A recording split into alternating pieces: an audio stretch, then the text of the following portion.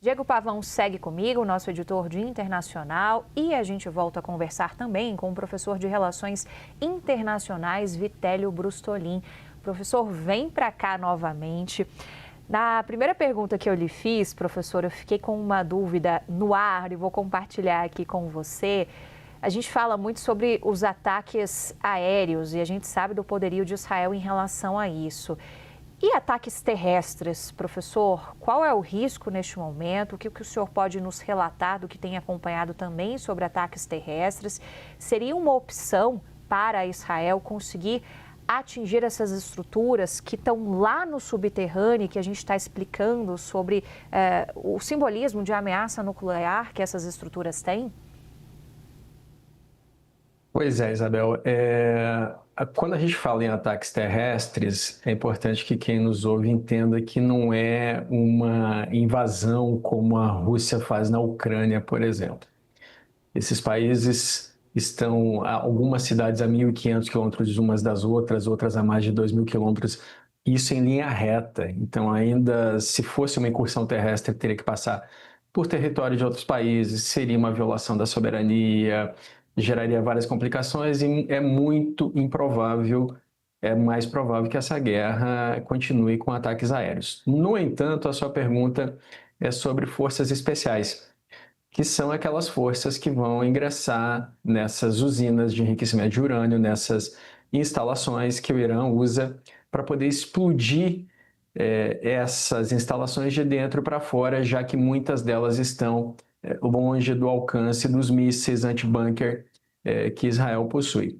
Essas forças especiais, nas imagens divulgadas, elas já estão dentro do Irã. Nós vemos os grupos do Mossad, Serviço de Inteligência de Israel, sabotando, por exemplo, o que sobrou da defesa antiaérea do Irã utilizando drones. O Israel divulgou essas imagens. Então, essas forças especiais já estão instaladas. De ontem para hoje, Israel disse que atacou 150 pontos dentro do Irã. Muitos desses ataques, Isabel, certamente foram feitos por forças especiais e não diretamente por bombardeio aéreo, Isabel. Hélio, esse ponto do Mossad é algo bem interessante em relação a esses ataques que a gente tem visto agora de Israel contra o Irã, porque esses ataques, essa ofensiva, não foi uma questão dos aviões chegarem até o Irã e verem ali que havia uma instalação nuclear e atacarem. Antes da intervenção militar, vem o trabalho de inteligência, que é exatamente isso que o Mossad fez. Agora, se a gente for lembrado de alguns anos atrás, alguns meses atrás, o Mossad vem protagonizando algumas, e aqui eu falo isso sem nenhum juízo de valor, sem nenhum tipo de propaganda, mas vem protagonizando algumas operações até em escala cinematográfica, né? Se a gente for lembrar daquele, que parece coisa de filme mesmo, for lembrar daquele ataque dos pagers do Hezbollah no Líbano, essa sem dúvida, é mais uma conquista importante para esse serviço de inteligência, não? Exatamente, Diego. O Mossad é considerado um dos serviços de inteligência mais avançados e efetivos do mundo. Aquela operação dos pagers envolveu, inclusive, a compra de uma empresa fabricante de pagers sob o nome de outra pessoa, a distribuição desses pagers comercialmente antes de chegar no Hezbollah. Então, é uma operação de inteligência bastante estudada.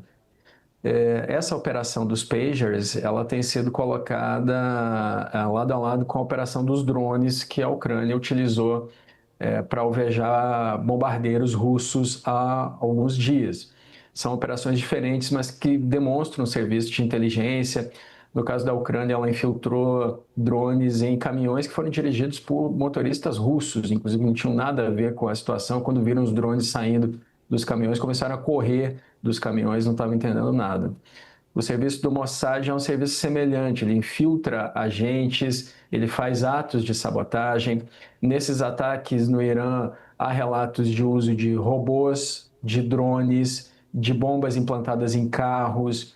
O Mossad, no passado, também acabou matando o Ismail Haniyeh, que era o líder político do Hamas, quando ele estava no Irã, em uma instalação do governo do Irã, o Mossad descobriu o quarto em que ele estava dormindo e colocou uma bomba lá naquele quarto.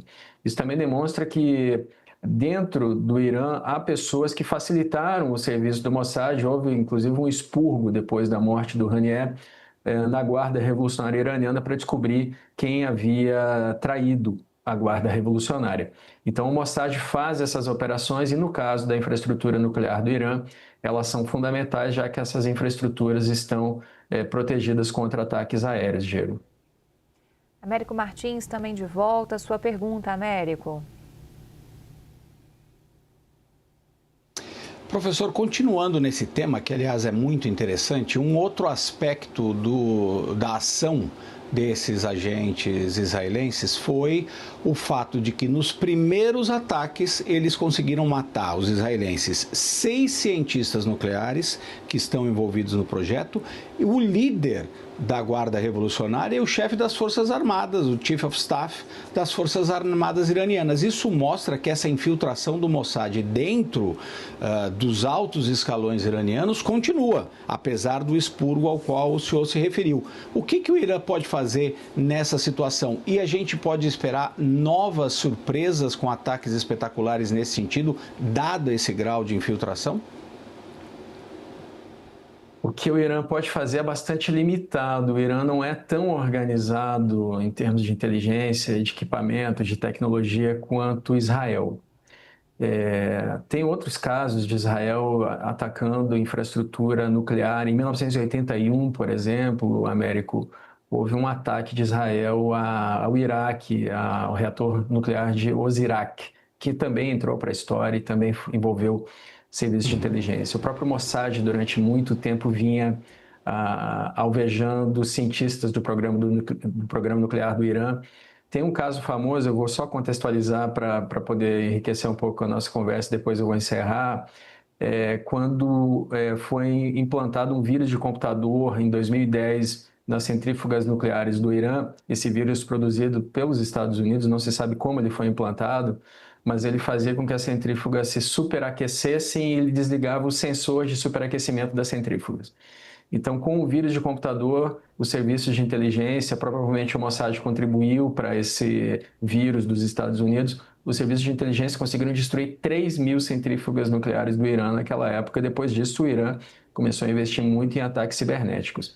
Agora, o Israel também é muito fechado e é muito difícil a implantação de grupos de inteligência do Mossad dentro de Israel, sobretudo nesse momento em que Israel está sob alerta, desde que houve, veja só, uma falha de inteligência em 7 de outubro de 2023, já assumida pela inteligência de Israel, já teve demissões, autodemissões, porque as pessoas disseram que falharam na inteligência de prevenir o ataque do Hamas, América. Então, mesmo Israel tem suas falhas, Américo. Vitelli, alguma chance... Oi, desculpa, Isabel. Diga lá, Caio, eu ia passar a palavra para você. Bem-vindo de volta. Perdão. Vitelli, alguma chance do regime iraniano ser abalado e até cair com essa ofensiva? Olha, Caio, esse é um dos objetivos de Israel, né? Declarado pelo Netanyahu. Inclusive, ele se dirigiu, foi uma pergunta que o Américo me fez há pouco, ele se dirigiu em persa para a população iraniana, dizendo, olha, a gente está abrindo caminho para vocês. Há relatórios de que ontem para hoje mais líderes da Guarda Revolucionária do Irã foram mortos. O Israel está dizendo que chega a 20 já. Agora, isso vai depender da população do Irã. A população não é favorável a Israel, mas a população também não é favorável a esse regime que está aí há 46 anos. Boa parte da população se sente oprimida. Eu tenho muitos amigos cientistas iranianos, todos eles morando no exterior, todos eles críticos do regime e todos eles se dizem perseguidos pelo regime, Caio.